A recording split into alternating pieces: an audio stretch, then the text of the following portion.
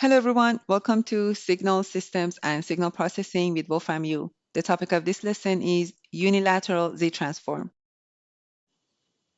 So far we have defined the bilateral Z-Transform. The unilateral Z-Transform is defined as shown here. The summation starts from n equal to 0 and goes all the way to infinity.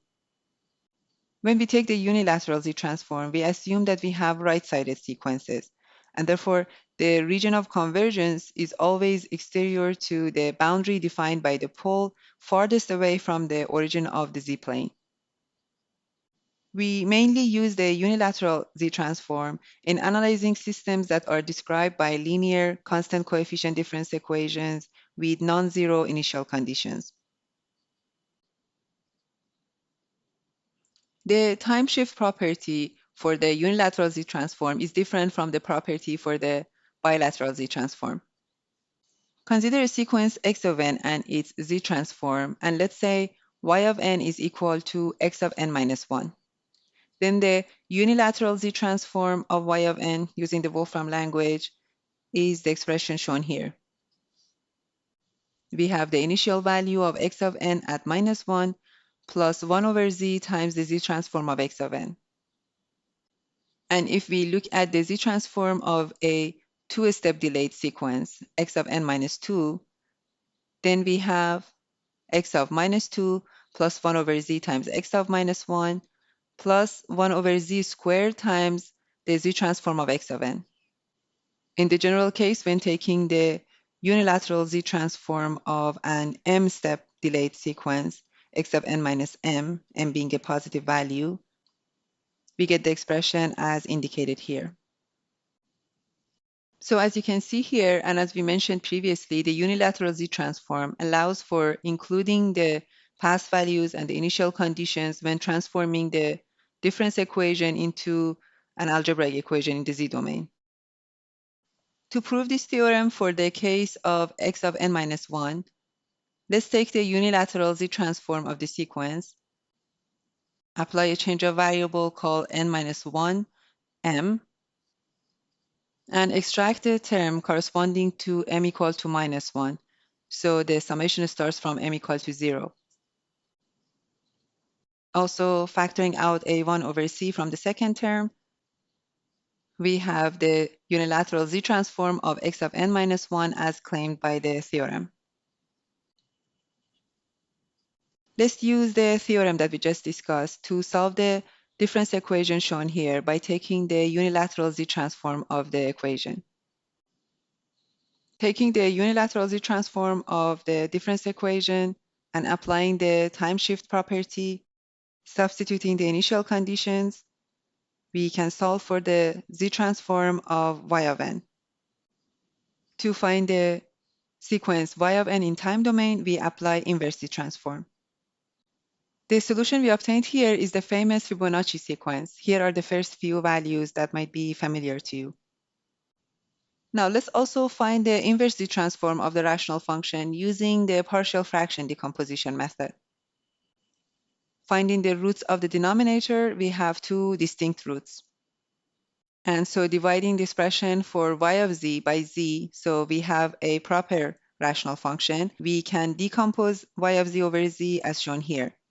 Next, we find the value of the residue a1 for the first pole by taking the limit as shown here, and residue a2 also. And using these values, we get the decomposition of the Z-transform. And we finally take the inverse Z-transform of each of the terms in y of z using the known transform pairs. For our second example in this lesson, let's obtain the output of a system defined by the difference equation shown here, given the right-sided sinusoidal input sequence and the initial condition as given here. We will simply take the Z-transform of the difference equation, use the time shift theorem, substitute the value for the initial condition, we get the Z-transform of the output sequence as shown here. We can also rewrite the expression in terms of positive powers of z. Now, taking the inverse Z-transform of the rational function, we get the sequence y of n in time domain. We can also plot it to see how it changes over time. We have both the input sequence and the output sequence. The input sequence, the cosine, is shown in blue. Also taking the inverse Z-transform using the method of partial fraction decomposition, we can rewrite the expression for y of z over z as shown here. The first one corresponding to the root z equal to 1, and the residue for the pole equal to j and minus j.